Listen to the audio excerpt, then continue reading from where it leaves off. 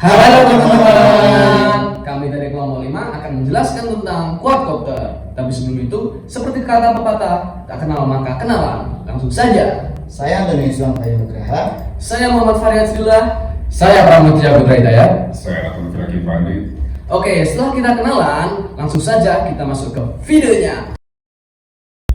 Sebelum mengenal lebih jauh tentang quadcopter, mari kita mengenal apa namanya drone. Drone adalah mesin terbang yang dikendalikan dari jarak jauh oleh operator dan bisa disebut UAV, yaitu Unmanned Aerial Vehicle, yaitu sebuah kendaraan tanpa awak.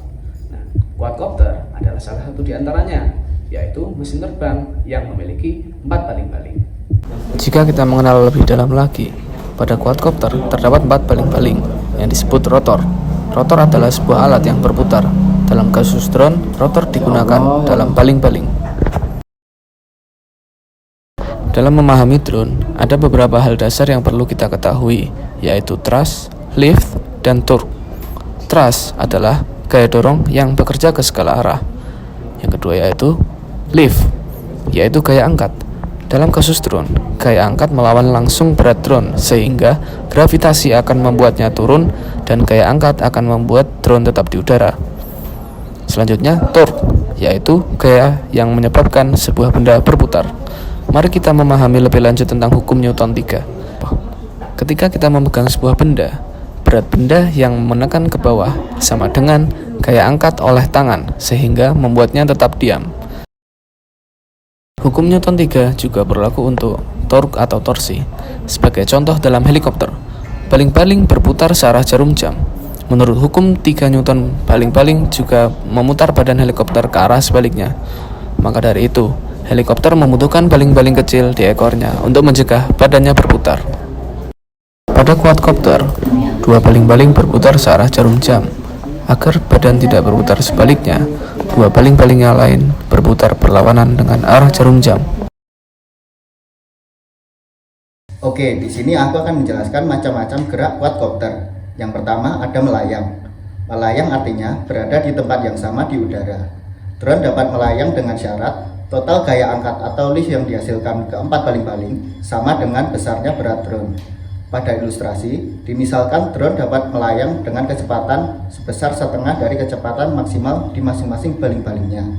Di sini drone tidak akan bergerak kemana-mana karena baling-baling yang bergerak berlawanan memiliki kecepatan yang sama, sehingga dapat saling membatalkan torsinya.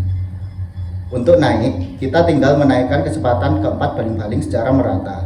Hal ini akan membuat gaya angkat lebih besar dari berat drone sehingga drone akan bergerak naik. Dan sebaliknya, untuk turun kita tinggal menurunkan kecepatan keempat baling-baling. Yang kedua ada pitch. Pitch adalah ketika drone miring ke depan atau ke belakang. Untuk membuat drone miring ke depan, kita dapat melihat dari ilustrasi bahwa kecepatan dari 2 baling-baling di depan turun, sedangkan kecepatan 2 baling-baling belakang naik. Hal ini menyebabkan bagian belakang drone memiliki gaya angkat yang lebih besar daripada bagian depan, sehingga drone akan miring ke depan. Karena drone miring ke depan, sebagian gaya angkat akan diubah menjadi gaya dorong ke depan dan drone akan bergerak maju. Dan untuk miring ke belakang, kita tinggal melakukan kebalikannya. Ketiga ada roll. Roll adalah ketika drone miring ke kanan atau ke kiri. Di sini aku akan memberikan contoh ketika drone miring ke kiri. Dari ilustrasi dapat dilihat bahwa kecepatan 2 baling-baling kiri turun dan kecepatan 2 baling-baling di kanan naik. Hal ini menyebabkan bagian kanan drone memiliki gaya angkat yang lebih besar daripada bagian kiri, sehingga drone akan miring ke kiri. Karena drone miring ke kiri, sebagian gaya angkat akan diubah menjadi gaya dorong ke kiri dan drone akan bergerak ke kiri. Yang keempat ada yaw. Yaw artinya mengubah arah drone menghadap, bisa ke kiri atau ke kanan. Pada ilustrasi, kecepatan baling-baling dengan arah putar clockwise atau CW lebih kecil daripada baling-baling dengan arah putar counterclockwise atau CCW. Hal ini menyebabkan torsi tidak seimbang. Sesuai dengan hukum ketiga Newton, karena baling-baling CCW memiliki torsi yang lebih besar, maka drone akan mencoba berputar atau yaw ke arah sebaliknya, yaitu CW.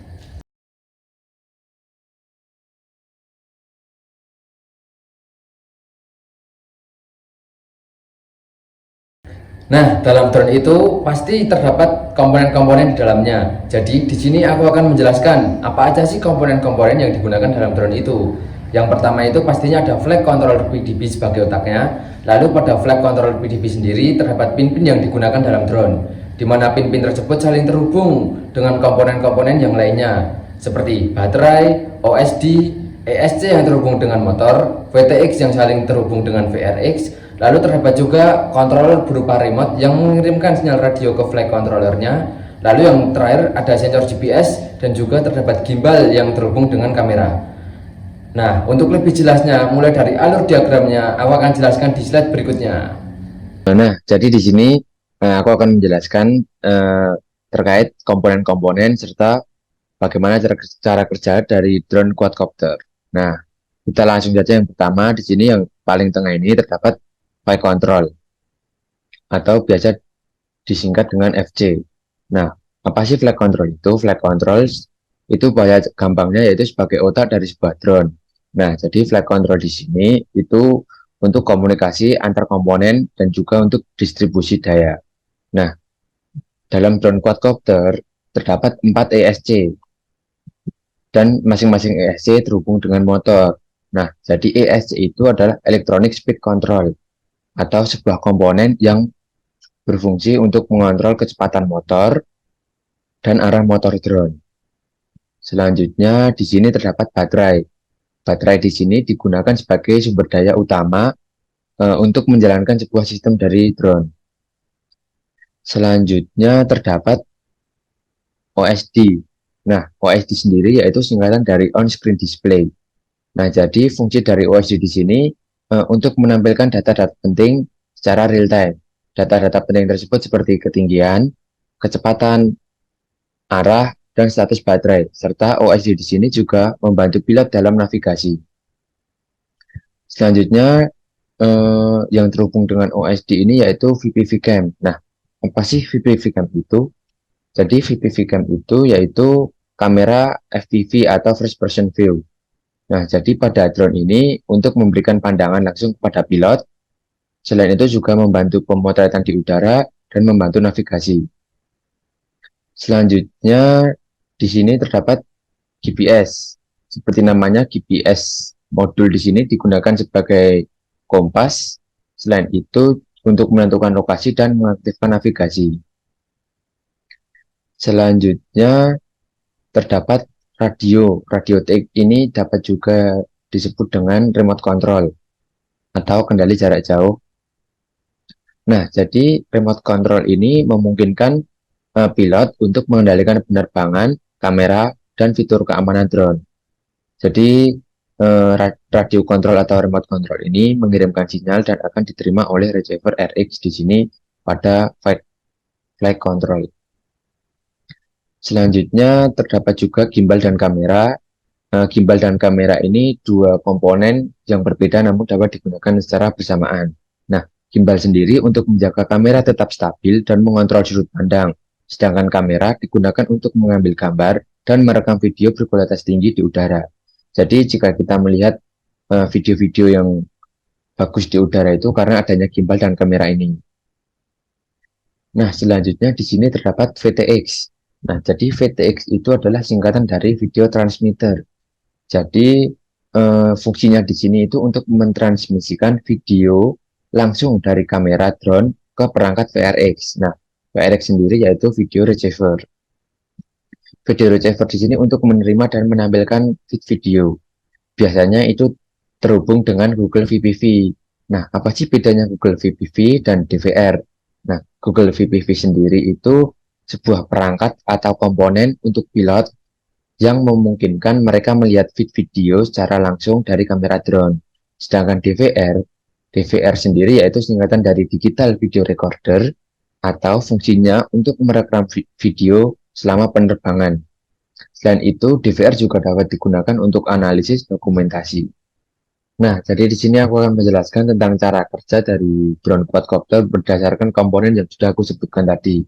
Nah, pertama-tama di sini terdapat sinyal radio atau pemancar radio atau juga bisa disebut juga remote control atau kendali jarak jauh akan mengirimkan sinyal atau perintah yang akan diterima oleh receiver RX pada flight control. Selanjutnya, flight control akan menerima sinyal dari remote control. Selanjutnya akan dikirim ke ESC atau Electronic Speed Control. Nah, ESC akan menerima sinyal dari flight control dan akan memberitahu motor seberapa cepat mereka berputar. Selanjutnya, GPS modul di sini digunakan sebagai modul kompas yang digunakan untuk mengirimkan data lokasi ke flight control.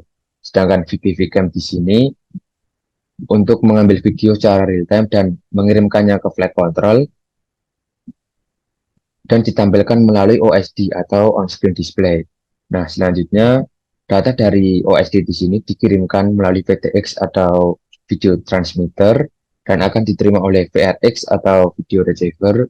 Nah, di sini Google VPV terhubung dengan VRX yang memungkinkan pilot dapat memantau secara langsung. Di sini juga terdapat DVR yang digunakan untuk merekam video.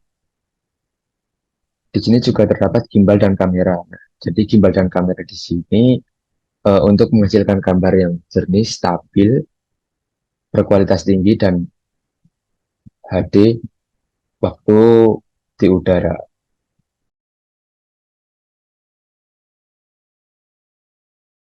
Nah, oke teman-teman, melalui pembahasan sebelumnya, pastinya teman-teman udah pada paham dong tentang komponen-komponennya. Nah, langsung aja nih kita bahas soal sensor apa aja sih yang memegang peranan dalam quadcopter ini. Nah, sensor yang pertama itu ada Inertial Measurement Unit atau bisa disingkat dengan IMU, yang artinya itu unit pengukuran inersia. Nah, IMU sendiri memiliki dua sensor yang berbeda, yaitu akselerometer yang bakal mengukur gaya linear yang diberikan oleh quadcopter dan giroskop yang mengukur rotasi gerak. Kedua sensor ini tuh cuma mengukur gaya linear dan rotasi pada quadcopter nih teman-teman. Dengan kata lain, quadcopter masih belum bisa mengidentifikasi lokasinya dan belum bisa tahu nih posisi berputarnya. Ya bisa dibilang tanpa kalibrasi gitu dah. Dengan hanya memanfaatkan kedua sensor tersebut tuh, jadi dia belum bisa mengidentifikasi lokasinya. Nah, maka dari itu sensor selanjutnya itu adalah barometer. Bar sendiri itu kan satuan tekanan atmosfer ya. Nah, maka penggunaan barometer diaplikasikan ketika tekanan atmosfer berkurang seiring bertambahnya ketinggian, sehingga barometer digunakan untuk memberikan info mengenai ketinggian quadcopter. Oke, yang selanjutnya, terus sensor selanjutnya ada komponen lainnya seperti voltmeter yang gunanya itu ya untuk mengukur tegangan baterai. Terus ada sensor arus buat mengukur daya arus. Voltmeter dan sensor arus ini tuh tadi itu ngambil konsep P sama dengan IV atau bisa dibilang daya sama dengan arus dikali tegangan. Nah, kalau kita perlu informasi nih terkait daya yang digunakan dari waktu ke waktu, kita bisa nampilin atau ngedisplay watt per hour atau jam yang bakal ngasih tahu kita berapa banyak energi yang telah digunakan dari baterai. Nah, terus buat yang selanjutnya itu ada kompas atau bisa dibilang magnetometer. Kompas atau magnetometer ini bekerja dengan merasakan medan magnet bumi dan akan memberitahu kita arah drone. Dengan kata lain, bakal tunjukin arahnya drone berdasarkan arah mata angin, kayak north, east, south, segala macam gitu. Nah, last but not least itu ada GNS atau bisa dibilang Global Navigation Satellite System.